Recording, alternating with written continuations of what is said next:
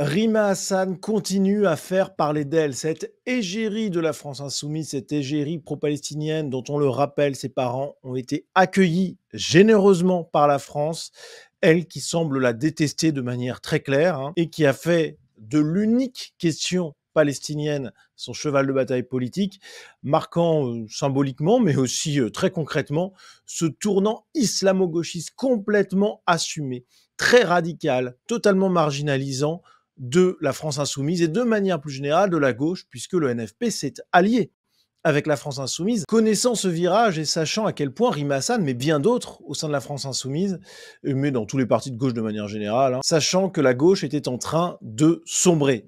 Voilà, donc tous ceux qui ont voté pour la France insoumise ou le NFP ont voté pour ce que je vais vous présenter dans cette vidéo. Alors, tout est parti de cet article du Point. Rima Hassan s'affiche pro-Hamas sans réserve en Jordanie. Quand on regarde l'article en détail, on se rend compte qu'elle était à une manifestation en compagnie de Taha Bouafs. C'est un ancien candidat aux législatives pour la France insoumise, condamné en justice pour injure raciste envers une syndicaliste policière d'origine maghrébine, puisqu'il l'avait appelée arabe de service. Ça a été jugé et il a été condamné pour racisme. Donc, bon. Voilà, pour vous donner un peu une idée du personnage. Bref, donc elle était avec Taha Bouafs en Jordanie et elle était à une manifestation qui a lieu tous les vendredis dans cette capitale en soutien à la Palestine et contre Israël, évidemment, avec des slogans incroyables. Les manifestants scandent « On arrive au Aqsa », un slogan très courant chez les islamistes et qui signifie qu'ils arrivent pour sauver la mosquée sacrée de Jérusalem en la libérant des Juifs. Sur les affiches en hommage aux dirigeants du Hamas, parce que oui, c'était aussi un hommage à un dirigeant du Hamas, de la folie, figure un verset coranique que l'on retrouve souvent affiché par les islamistes pour rendre hommage à leurs martyrs. Alors évidemment, les comptes de gauche sur les réseaux sociaux ont tenté de noyer le poisson, mais on a quand même des éléments factuels qui nous montrent de manière très claire que l'article du Point est correct. Donc on a bien un hommage à l'ancien chef du Hamas tué par l'armée israélienne. Okay, on a également des slogans. C'est pour le djihad que nous mourrons, vive la Palestine.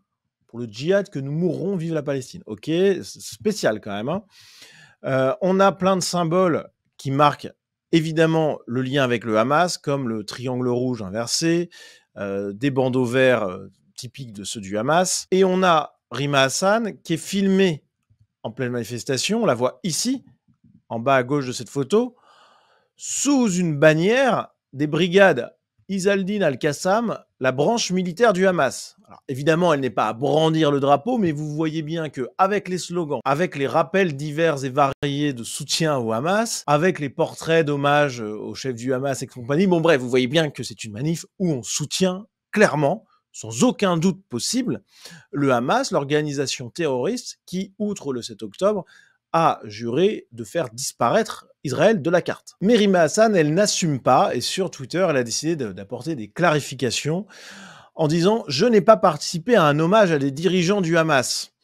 À Amman, depuis octobre, tous les vendredis se tient une manifestation en soutien à Gaza, parce que c'est le jour de repos. Donc en gros, c'était une manif du vendredi comme toutes les autres.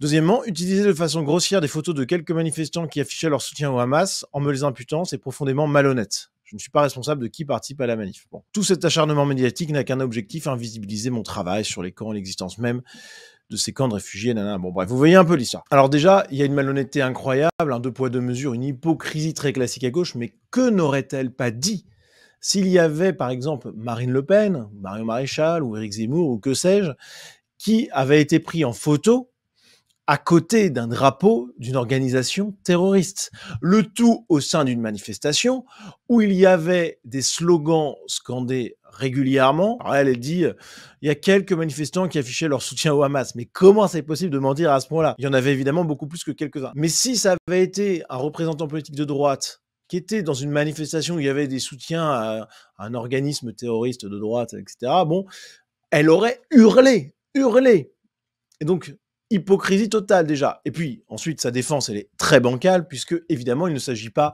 de petits éléments comme ça pris ça et là. Non, c'est au contraire représentatif d'une atmosphère générale extrêmement guerrière, extrêmement opposée à Israël, très favorable au combat pour la Palestine et au Hamas. Je veux dire, des portraits des martyrs du Hamas, les bandeaux du Hamas, les slogans. Bon, enfin, je veux dire, il y a un moment, les drapeaux c'est évident qu'elle était dans une manifestation qui était un rassemblement très largement dédié à la question du Hamas, puisque le Hamas est vu par énormément d'extra-européens comme la pointe de la résistance, hein, comme ils disent, face à Israël. Et là où c'est incroyable, c'est que malgré tout ça, malgré l'évidence, déjà, elle a tenté de le nier, et en plus, elle continue dans l'ignominie. Elle continue dans la publication de tweets extrêmement graves. Par exemple, Israël est une monstruosité. Elle reprend une vidéo très dure, c'est pour ça qu'elle a été supprimée, j'imagine, d'un enfant qui est grièvement blessé. Dire Israël est une monstruosité, là, pour le coup, c'est amalgame total. Là, le pas d'amalgame, il y en a des biens, etc. Là, c'est complètement oublié par la gauche quand on parle d'Israël, quand on parle des Juifs. On est face à quelqu'un qui veut la disparition d'Israël, qui la légitime, qui encourage l'antisémitisme qu'on peut connaître en France. Et c'est là où il y a un pont entre son engagement là-bas et la situation politique interne. Je veux dire, c'est criminel ce qu'elle est en train de faire. Puis elle a continué. Pour sa journée d'hommage aux victimes du terrorisme, l'ONU ne qualifie pas et ne rattache pas le 7 octobre à du terrorisme.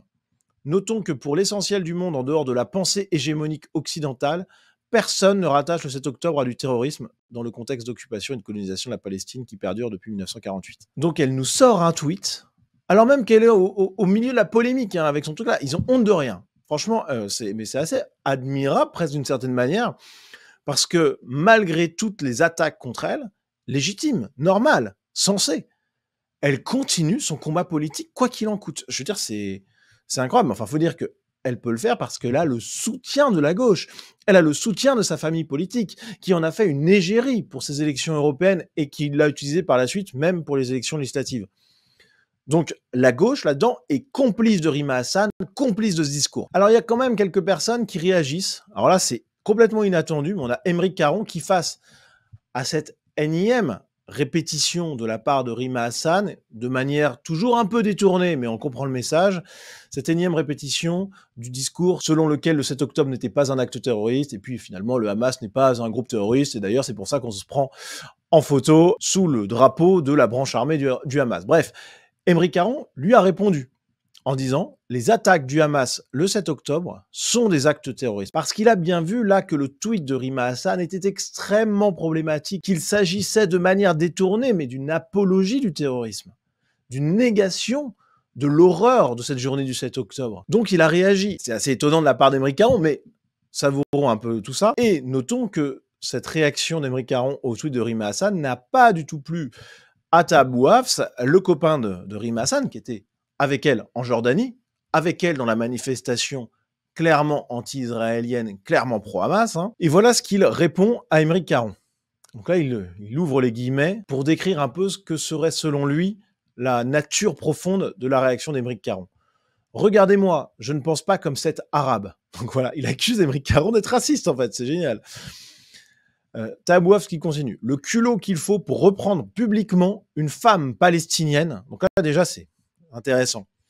Reprendre publiquement, déjà, quelqu'un de sa famille politique, c'est compliqué. Mais en plus, une femme et une palestinienne. Intersectionnalité, elle a tous les jokers, quoi. Et c'est pour ça qu'elle est intouchable au sein de la gauche, parce qu'elle est femme et palestinienne. Quand on sait le harcèlement qu'elle se prend. Si un jour t'es pas d'accord avec Mélenchon, tu vas le citer sur Twitter aussi. Et c'est assez énorme, parce qu'en fait, Taab Ouafs, là, alors il y a un côté de solidarité politique au sein d'un groupe. Ça, je le conçois tout à fait. Mais ce qui est aussi en jeu chez Taab Ouafs, c'est une vision du monde, une vision de la vie en société qui est propre aux extra-européens et que les Européens connaissent quand même beaucoup moins, voire peu, hein.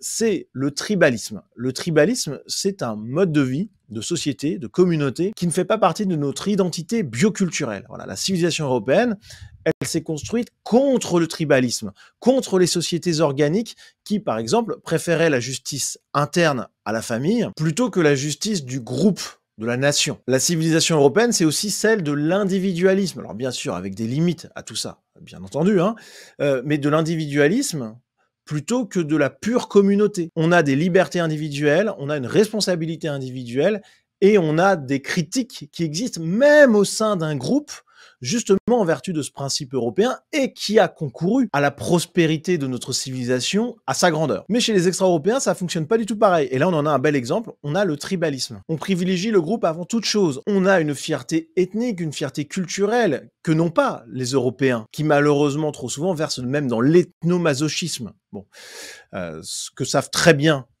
les gauchistes extra-européens type Tahabouaf, qui en jouent parfaitement. Hein. Bon. Mais voilà, c'est intéressant. On a vraiment un choc des civilisations là-dedans. Même si, je me répète, évidemment, il y a aussi une règle de politique classique hein, qu'on a même en Europe. Hein. Au sein d'un groupe politique, on évite les dissensions publiques. Mais là, il y a vraiment quelque chose de plus et c'est ce que je voulais vous montrer. Et on a bien sûr Ersi Yassoudeh qui a volé au secours de Rima Hassan. Soutien total à notre camarade face aux intimidations des soutiens du génocide. Bon, voilà, vraiment incroyable. C'est lunaire. Je rappelle quand même que on a des photos de Rima Hassan sous un drapeau de la branche armée du Hamas, avec des slogans autour en faveur du Hamas, avec des portraits des martyrs du Hamas, avec les bandeaux du Hamas. Bon, bref, vous voyez bien que on est dans quelque chose qui se rapporte à de l'apologie du terrorisme. Et ça, Ersi Yassoudeh, elle en parle pas. Voilà. Tribalisme extra-européen complètement intégré par Ersi Yassoudeh, qui est assimilé aux autres. Mais pourquoi pas, après tout, c'est la gauche. Hein. Et c'est très révélateur d'ailleurs de manière générale de l'aveuglement et de la complicité de toute la gauche quant à Rima Hassan, Tahabouaf et compagnie. Alors, l'attitude de Rima Hassan, heureusement, elle commence à poser quelques questions, y compris aux centristes, et on a une cinquantaine de députés européens qui ont demandé la levée de l'immunité parlementaire de Rima Hassan pour la poursuivre, parce qu'il y a un moment où cette nana-là, elle va devoir rendre des comptes. Elle peut pas impunément agir de la sorte sans qu'il y ait un moment un retour de bâton. Je veux dire, c'est tout à fait normal. Dans un pays qui ne serait pas gangréné par le gauchisme, Rima Hassan serait fichu dehors. D'ailleurs, on a Baudouin Wisselman qui s'interroge sur Twitter. Hein. La déchéance de nationalité pour Rima Hassan devient urgente. Au nom de quoi la France doit continuer à tolérer un agent de l'étranger ouvertement anti-France et pro-terroriste parmi nos compatriotes? Et c'est vrai que c'est une question qui se pose. Cette question, je me la suis déjà posée dans une vidéo que j'avais consacrée à Rima Hassan il y a quelques semaines, mais là, on peut se la poser tout le temps. Comment c'est possible? Vraiment, comment est-ce possible que cette nana-là soit toujours française? Qu'elle soit toujours sur notre territoire? Qu'elle soit membre d'un parti politique français élu de la France insoumise pour les européennes? Comment est-ce possible? Il va falloir que les Français se réveillent, et si le cas Rima Hassan peut servir de détonateur pour qu'enfin la gauche soit considérée par le grand public comme ce qu'elle est réellement, c'est-à-dire le camp de la violence, de la radicalité, de la haine anti-française, de la haine antisémite, si seulement Rima Hassan pouvait servir à ça, eh bien, au moins, elle aura été utile à quelque chose. Mais s'il n'y a pas de réaction à tout ça, je peux vous dire que c'est extrêmement problématique. Les Français doivent savoir ce qui est en train de se passer au sein de la gauche. C'est vital. Voilà, merci à vous d'avoir suivi cette vidéo jusqu'au bout. Vous avez la possibilité de soutenir mon travail si cette vidéo vous a plu, si les autres vidéos que je produis également. En description, vous avez un lien vers ma page Tipeee. Donc n'hésitez pas à regarder tout ça, vous aurez accès à la communauté Sunrise avec du contenu exclusif. Vous avez aussi la possibilité de me soutenir via un don ponctuel. Merci d'avance les amis, et à très vite.